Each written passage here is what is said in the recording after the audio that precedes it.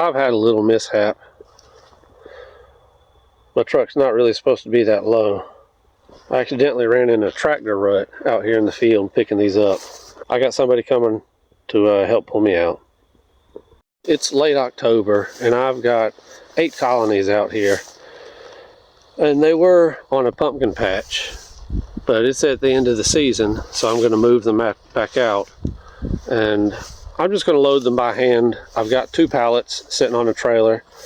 I'm just going to lift them up off of the other pallets and put them on here. You can see the sun is setting. I don't cover up the colonies. I just wait for them to come home and settle in at night, and I figure I get most of them and carry them home with me.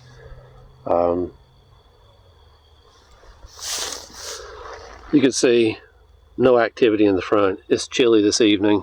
They're all done working, so this should be easy enough.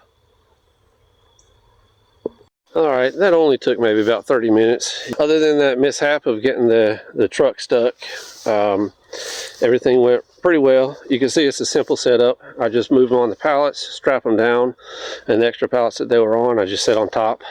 And we'll be pulling out of here in just a minute. I'm back at my home bee yard. I'm just going to put these 8 colonies in some empty spots in here and be done for the evening. Change of plans. Getting stuck out in that field just that put me too far behind. It's entirely too dark out here to do this now. I would normally do it right at sunset and hope to be back here at my home bee yard to unload them with a little bit of daylight left, but I got back a little too late. So I'm just going to leave the trailer here. I unhooked the truck. I'm going to leave it here overnight, and I'll come back out tomorrow afternoon and handle this. Alright, it's the next day, and it's after work, it's in the evening, and I've got some daylight to work now. But I do have one problem now.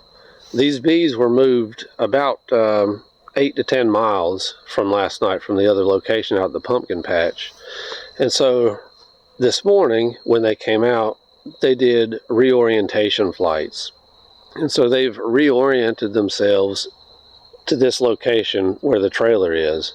But when I go to move them out into the different pallets, tomorrow what they'll want to do is they'll look for their colony in this spot. I think what I'll do is I'll probably find a couple of the weaker colonies in this, and I'll put them on that pallet right there. And then the stronger colonies I'll distribute along the line. And then I suspect what will happen is tomorrow when all the bees come out, they'll basically beg their way into the colonies that are closer to them. And my theory is that a majority of them will beg their way into the weaker colonies, and that will thereby boost those weaker colonies.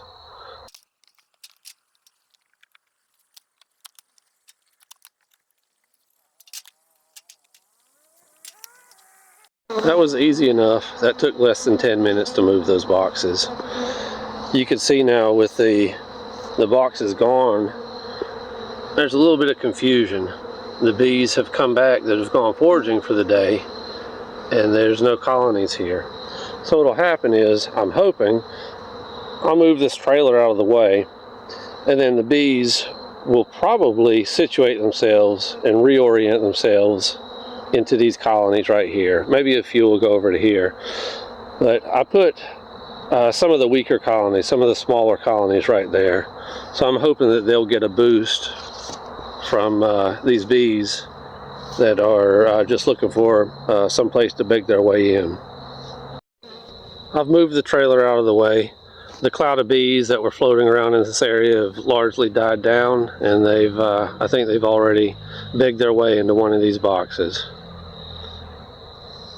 I don't know which ones, but that was up to them. I hope this helps some people who are considering moving bee boxes. Everything doesn't have to go perfectly. You can just adapt, understand the behavior of the bees, and you can make do with what you've got.